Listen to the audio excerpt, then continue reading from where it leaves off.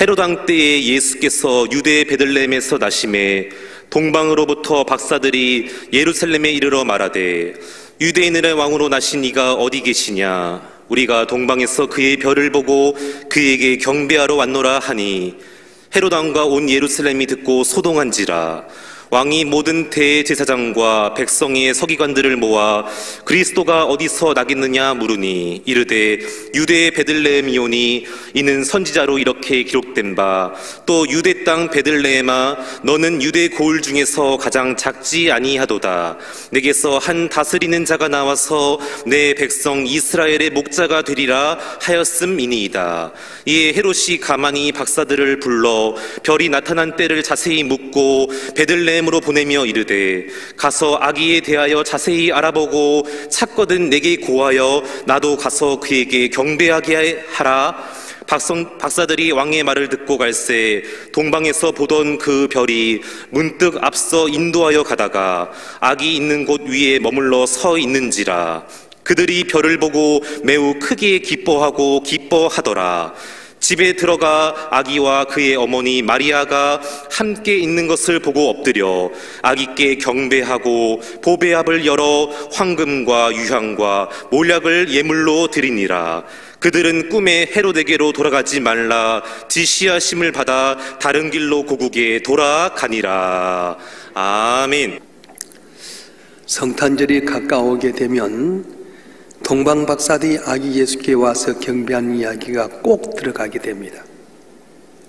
사복음서 가운데 마태복음서에만 이 내용이 있는데 이 이유는 예수를 맞이하기 위해서 가장 어려운 환경에 있는 동방의 박사들이 먼 길을 찾아와서 아기 예수께 경배함으로 말미암아서 하나님 경배하기 가장 좋은 택한 백성이라는 이스라엘 백성들이 아기 예수의 탄생에 대해서 무관심한 것에 대해서 동방 박사들의 이야기를 함으로 말미암아서 그들을 깨닫게 하고 부끄럽게 하고 회개하기 위해서 동방 박사의 이야기가 기록된 것입니다.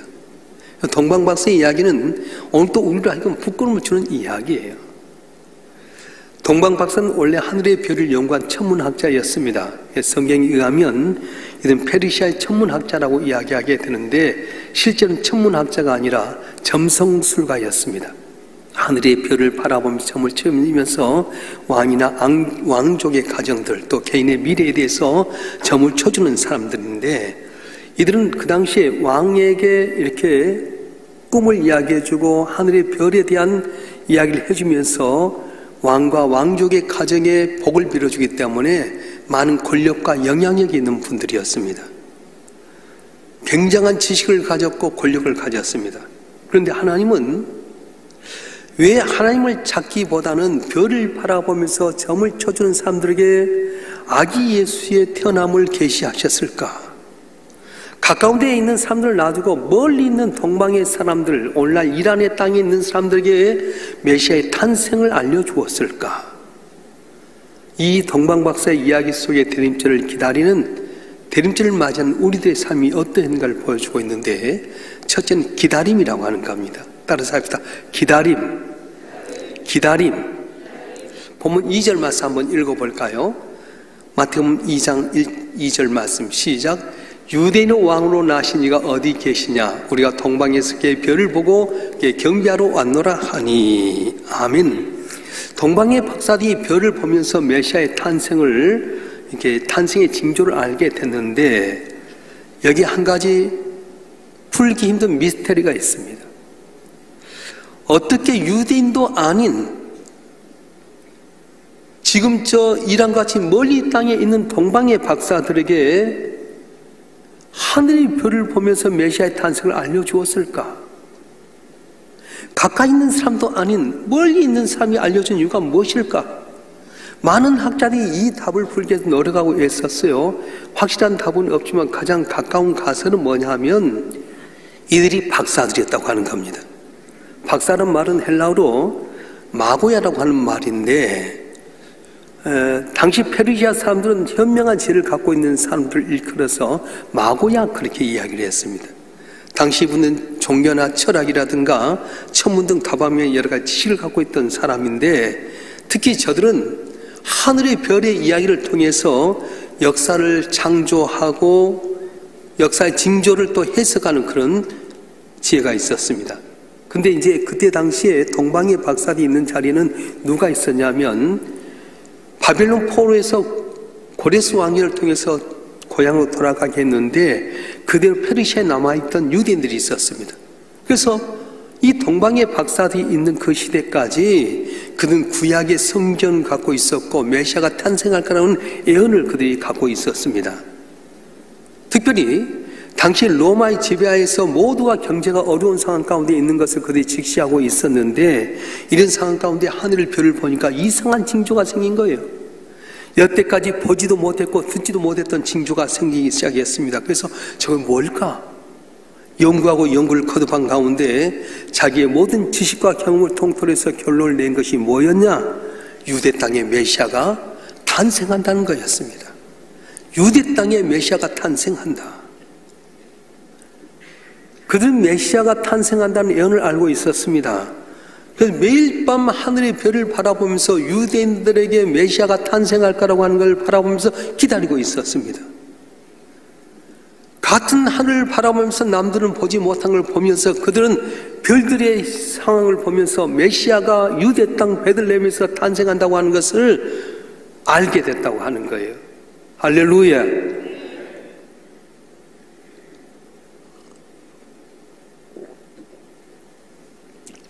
나다넬 후손의 큰 바위 얼굴이라고 하는 이야기가 있습니다. 우리 초등학교 때 다 내용이 있는데요. 어느 시골에 앞산에가 돌이 하나 있었어요. 근데 어느 날 보니까 이 돌이 아주 온화하고 평온한 남자의 얼굴이 보이는 거예요. 그래서 동네 사람들은 저런 얼굴을 갖고 있는 사람이 오게 되면 우리 마을에 평강을 주고 또 아주 번성케 할 거다. 그런 소문을 갖고 그 큰 바위 얼굴에 사람을 기다리게 됩니다. 동네 한 어린 소년도 그 바위의 얼굴을 바라보면서 기다리고 좋은 사람이 오지 않을까 기다린 가운데 어연 나이가 많이 들었어요. 그도 나이가 많이 들어서 황혼역에 해가 니은니은 나르고 갈 때 어떤 사람들이 이야기합니다. 큰 바위 얼굴의 사람이다. 다른 사람이 아니라 그 얼굴을 바라보며 기대했던 이 어린 소년의 얼굴이 큰 바위 얼굴을 닮게 됐더란 이야기입니다. 사람은 무엇을 기대하고 바라보는가에 따라서 그 사람의 됨됨이가 형성이 되게 됩니다. 주님 바라보면서 주님을 기다리는 사람은 주님을 닮게 되어 있습니다. 여러분이 한번 물어보겠습니다. 여러분 과연 주님을 바라보고 주님을 기다립니까? 정말로 그렇다면 여러분 얼굴에 주님의 얼굴이 나타나고 주의 인격이 나타나야 될 텐데 그렇지 못한 건 우리의 어려운 현실 아닙니까? 입술로는 주여 주여 하고 내가 예수님 사랑한다 하면서 내 마음은 아직도 이기와 이기심과 시기, 질투, 미움이 있다 보니까 얼굴은 예수님의 얼굴이 아니라 일그러진 일글을 갖고 있고요. 남을 칭찬하고 자랑하고 나보다 더 낫게 여겨야 될 사람이 오히려 시기, 질투, 분지한 가운데 누가 나에게 오른편 빵 치면 나는 왼쪽 빵까지 치는 그런 모습이 아닙니까? 정말로 주님을 기다리고 바라본다면 주님의 얼굴을 닮아야 되는데 이번 대림절 기간 동안 여러분 주님을 기다린 가운데 여러분 모습이 주님을 닮는 복된 삶이 되길 주님으로 축원합니다. 축원합니다. 참 뭐니 빨리빨리 할 때가 많아요. 근데 명품이라고 하는 것은 빨리 대량으로 생산되지 않습니다. 과정과 절차를 중시하고요, 기다림과 인내의 정성을 들일 때 명품의 인생이 되게 됩니다.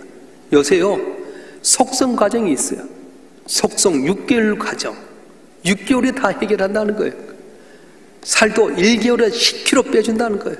여러분 속성 과정이 있지만 속성은 부작용이 많습니다.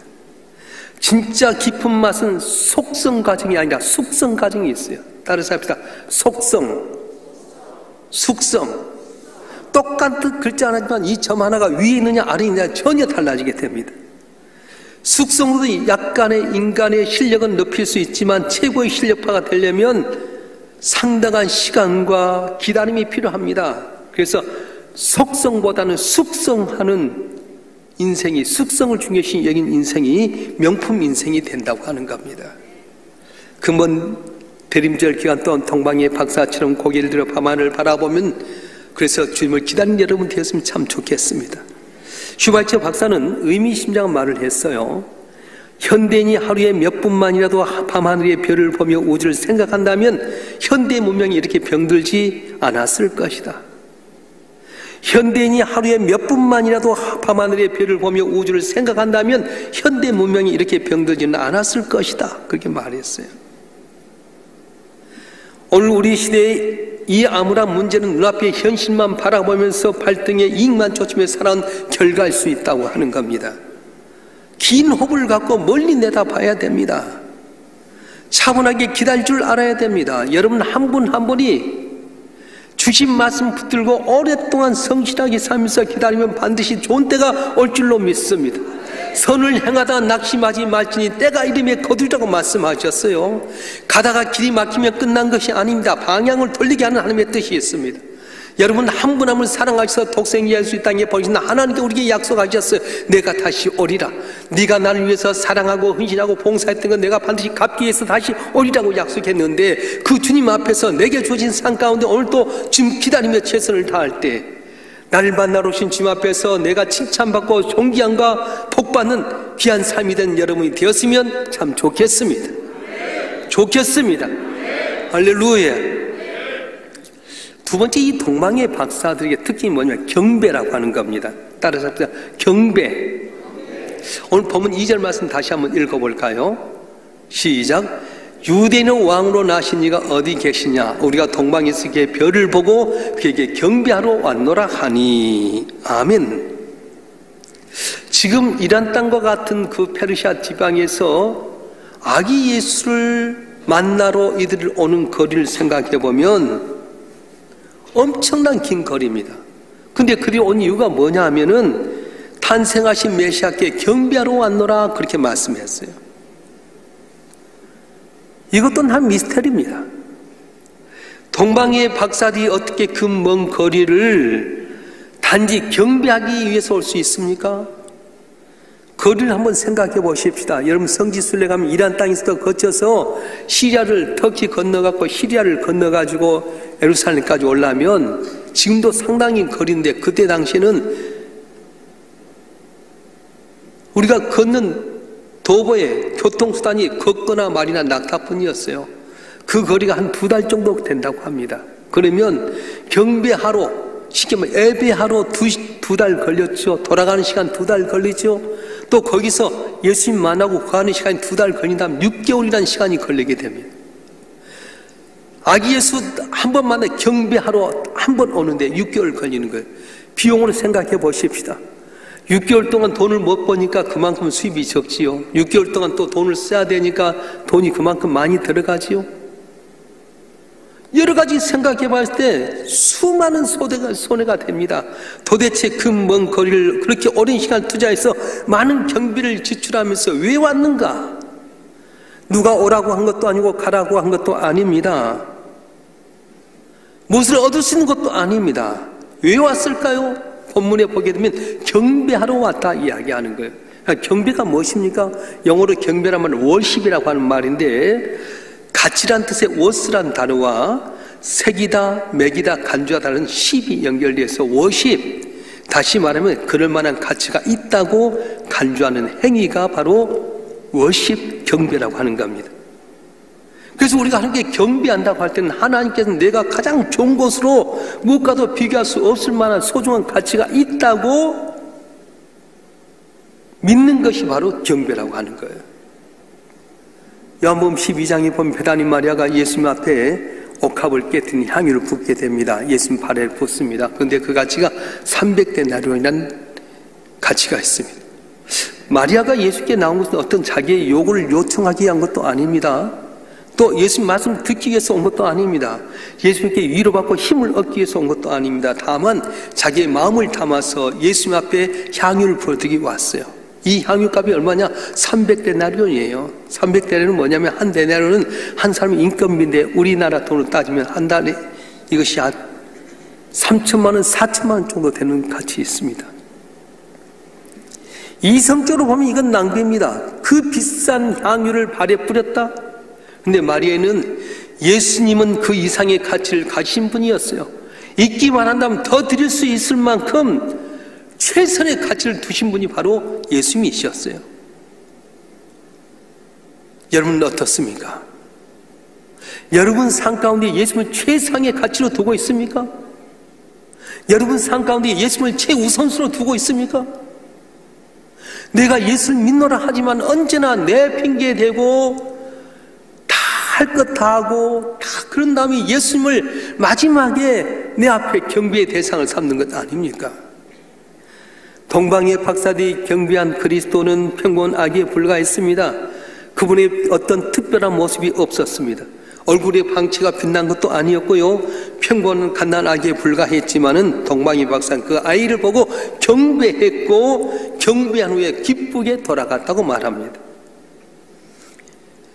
그들은 아기 예수가 나타난 어떤 기적을 본 적도 없습니다. 아기 예수가 어떤 말씀한 것도 들은 적도 없습니다. 그럼에도 불구하고 그 아이가 그리스도이심을 믿었고 바로 하나님의 아들이심을 믿고 최선의 가치로 경배했다고 말씀하고 있는 거예요. 그들은 자기들의 삶의 당장 밑에 어떤 구원을 본 것도 아니었습니다. 그들 삶에 아무 변화도 일어나지 않았습니다. 그럼에도 불구하고 앞으로 우리 모든 인류를 구원할 메시아인 예수님을 바라보면서 마음과 뜻과 정성을 다해서 최우선의 가치로 경배했던 것입니다. 그래서 동방의 박사들은 그 먼 거리도 문제가 되지 않았습니다. 많은 물질도 경비도 문제되지 않았습니다. 여행 도중에 생겨날 어떤 문제도 전혀 개의치 않았습니다. 대림절을 보내면서 우리가 다시 확인해야 할 것이 있습니다. 나는 정말로 예수 그리스도 그분의 가치를 인정하고 사느냐 하는 거예요. 물어보겠습니다. 예수님 정말 하나님의 아들인 걸 믿습니까? 날 위해서 십자가에 못 박혀 죽으셨다 살아나시고 천국을 예비하신 메시아인 걸 믿습니까? 주 예수보다 어떤 귀한 것도 없다고 생각하면서 여러분 그분을 최우선으로 생각하고 있는 겁니까? 아멘 안 한 사람이 정직한 거야. 아멘이 신앙의 고백이라고 하지만 우리는 쉽게 아멘을 생각 없이 할 때가 많아요. 정말로 예수님이 내 삶의 최우선순위라고 한다면 이 핑계 저 핑계 아닙니다. 나 우선순위가 아닙니다. 마리아처럼 옥합을 깨뜨려도 이것까지도 부족하다고 생각한 그 마음속에 예수를 가장 높이는 삶이 되어야 되는데 우리는 어떻습니까? 코로나 팬데믹에 의해서 우리가 다 무너져 버렸어요.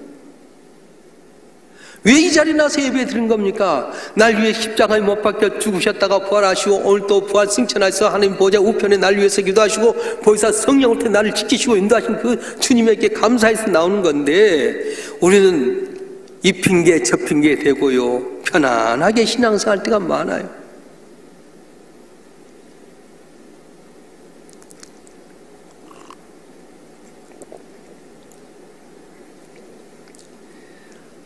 이번 대림절을 통해 동방의 박사처럼 예수님을 나의 최우선의 대상으로 삼아서 경배함으로 말미암아 주의 마음을 기쁘게 한 여러분 되시길 주님으로 축원합니다. 주님을 영접하고 경배한 데 어려움이 왜 없겠어요? 먼 거리 오다 보면 불편한 점이 한두 가지가 아닐 겁니다. 많은 물질도 들었을 거고요. 그린 고향 땅에 있었으면 포근하고 따뜻한 방에 잘 수 있었지만 길거리 텐트를 치고 자야 되는 그런 모습이 힘들 수 있었습니다. 그런데 그거 다 제끼고 예수 메시아를 최우선으로 살아왔더니 오고 오는 세대 가운데 동방의 박사 이야기는 우리의 심금을 울리게 되고 주님 나라 갔을 때 이들이 가장 영화스러운 자리에 있는 것을 목격하게 될 거예요.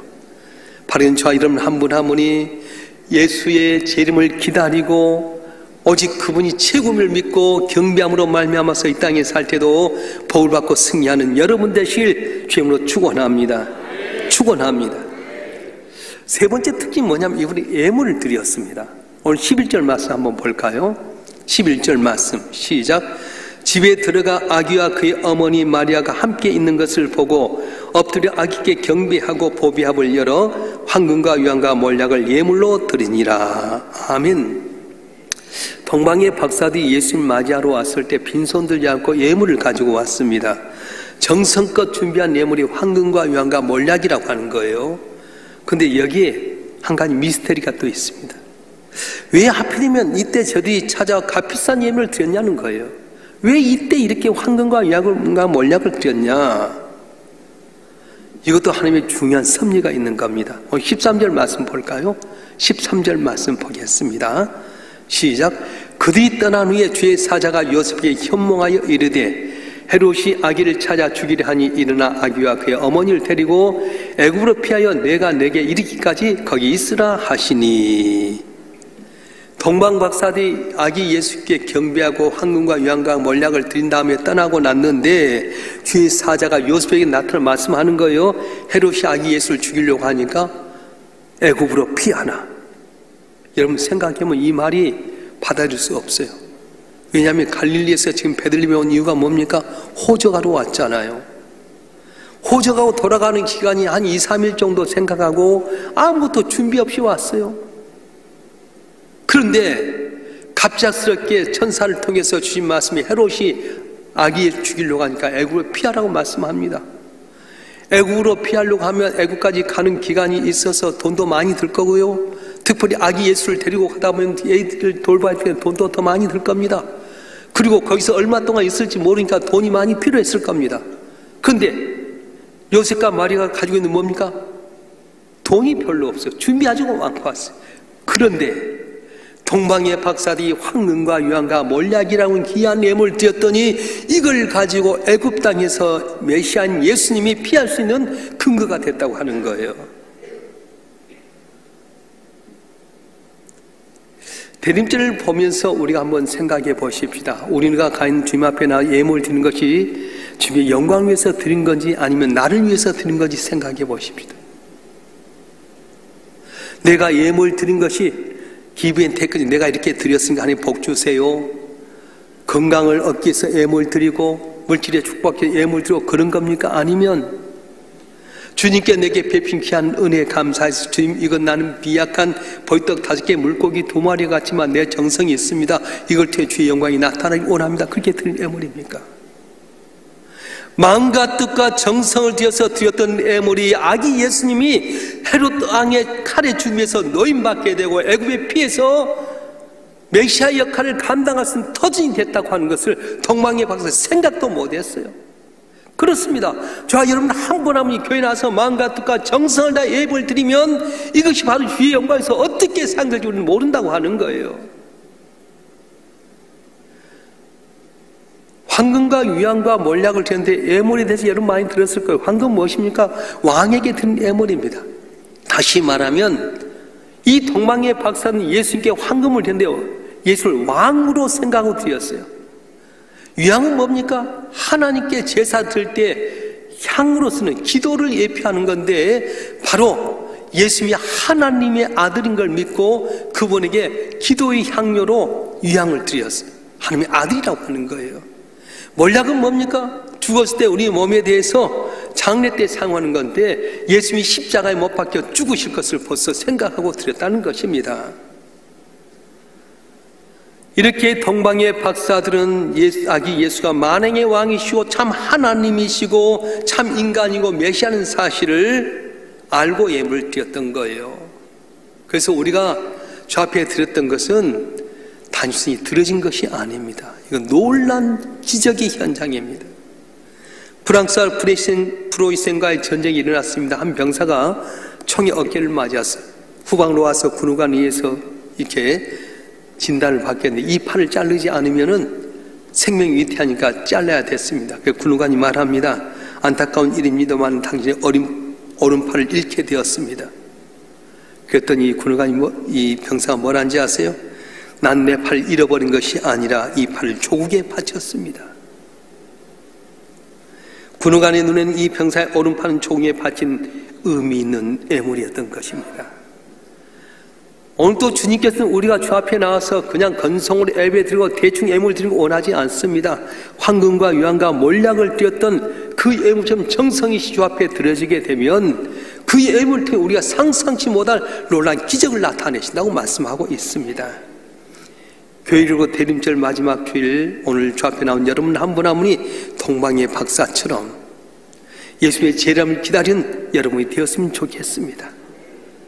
여러분이 동방의 박사님 예수님을 최고의 권위로 주고 경배하는 여러분 되었으면 참 좋겠습니다. 무엇보다도 황금과 유황과 몰약, 정성 있는 의미 있는 예물을 드리는 말미암아 주님 영광에서 존귀 쓰임받는 여러분이 되었으면 참 좋겠습니다.